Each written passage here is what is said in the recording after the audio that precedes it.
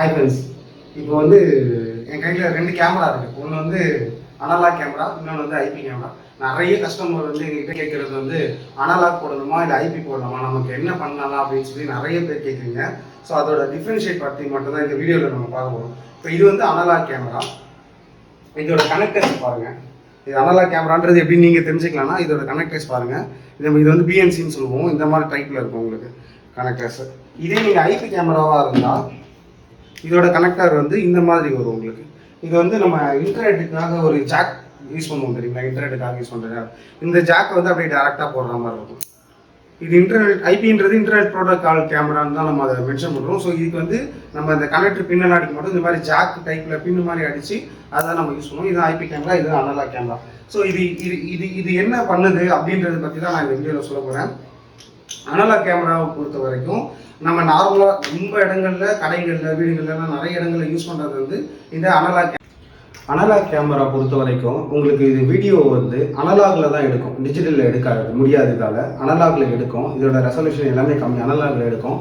ஆனால் அதை என்ன பண்ணோம்னா டிஜிட்டலுக்கு கன்வெர்ட் பண்ணி உங்களுக்கு ஹார்ட் டிஸ்கில் பதிவு பண்ணி அதை தான் நம்ம வந்து டிவியில் ஸ்க்ரீனில் பார்க்கும்போது நம்ம அதை பார்ப்போம். ஸோ இது வந்து இந்த மாதிரி ஃபார்மேட்டில் தான் வந்து அனலாக் கேமரான்றது ஒர்க் பண்ணுது.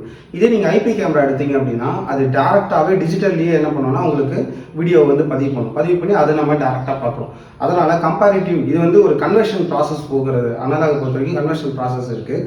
அதனால் அதோட ரெக்கார்டிங் அந்த இமேஜ் கிளாரிட்டி பார்த்தீங்கன்னா கொஞ்சம் கம்மியாக இருக்கும். இப்போ இதே நீங்கள் ஐபி வந்து நான் சொன்ன மாதிரி டேரெக்டாக பதிவு பண்ணு சொல்கிறேன் இல்லைங்களா, அதோட கிளாரிட்டி வந்து ரொம்ப அதிகமாக இருக்கும். இப்போ ஒரு அனலாகை விட ஐபி கேமரா வந்து ஒரு 10 மடங்கு வந்து உங்களுக்கு வந்து கிளாரிட்டியில் வந்து உங்களை நல்லாவே இம்ப்ரெஸ் பண்ணுவோம். அந்தளவுக்கு வந்து ஐபி வந்து சூப்பராக இருக்கும். சரி, அப்போ பட்ஜெட் அதை நம்ம அடுத்த விஷயம் பட்ஜெட் பார்க்கணும் அப்படிங்களா. இப்போ ஒரு அனலாக் கேமரா விட ஐபி கேமராவுடைய மொத்த பட்ஜெட், இப்போ ஒரு எக்ஸாம்பிள் இது ஒரு 20,000 ரூபாய்க்கு நீங்கள் ஒரு 3-4 கேமரா பண்ணுறீங்க அப்படின்னு சொன்னீங்கன்னா இப்போ இது வந்து அப்படியே ஒரு 3 மடங்கு போகும் ஐபின்றது. ஸோ உங்களுக்கு வந்து பட்ஜெட் வைஸ் பார்த்தீங்கன்னா அனலாக் தான் பெஸ்ட்டாக இருக்கும். ஐபின்றது பட்ஜெட் அதிகமாக இருக்கும். இல்லை எனக்கு கிளாரிட்டி தான் முக்கியம், அதோட ஃபீச்சர்ஸ் தான் முக்கியம், அதோட அந்த ஃபீச்சர்ஸு, லைஃபு, கிளாரிட்டி, அந்த குவாலிட்டி, இந்த மாதிரி விஷயங்கள் எனக்கு வந்து ரொம்ப அட்வான்ஸாக இருக்கணும், எனக்கு பட்ஜெட்லாம் ஒரு மேட்டரே இல்லை அப்படின்னு நீங்கள் நினச்சிங்கன்னா நீங்கள் கண்டிப்பாக போக வேண்டியது வந்து ஐபி தான். இப்போ நீங்கள் ஒரு நகை கடை மாதிரி, இல்லை ஒரு ஐடி கம்பெனி, இல்லை ஒரு கார் கம்பெனி, ஸோ இந்த மாதிரி ரொம்ப ஒரு முக்கியமான சென்சிபிளான விஷயத்தை நீங்கள் ஷூட் பண்ணணும், அதை வந்து நீங்கள் மானிட்டர் பண்ணணும் அப்படின்னு நீங்கள் நினச்சிங்கன்னா நீங்கள் வந்து கண்டிப்பாக ஐபி கேமரா தான் போகணும். அதுதான் ரொம்ப நல்லாயிருக்கும். சரி, நீங்களே உங்களோட சாய்ஸ் சொல்லுங்கள். உங்களோட சாய்ஸ் வந்து ஐபியா இல்லை அனலாகான்னு சொல்லிட்டு. தேங்க்யூ. ஹாய் ஃப்ரெண்ட்ஸ், நம்ம சேனலை சப்ஸ்கிரைப் பண்ணி வச்சுக்கோங்க. அப்போ தான் நாங்கள் போடுற அடுத்தடுத்த வீடியோஸ் உங்களுக்கு டைரெக்டாக உங்கள் மொபைலில் நோட்டிஃபிகேஷனாக வரும். தேங்க்யூ.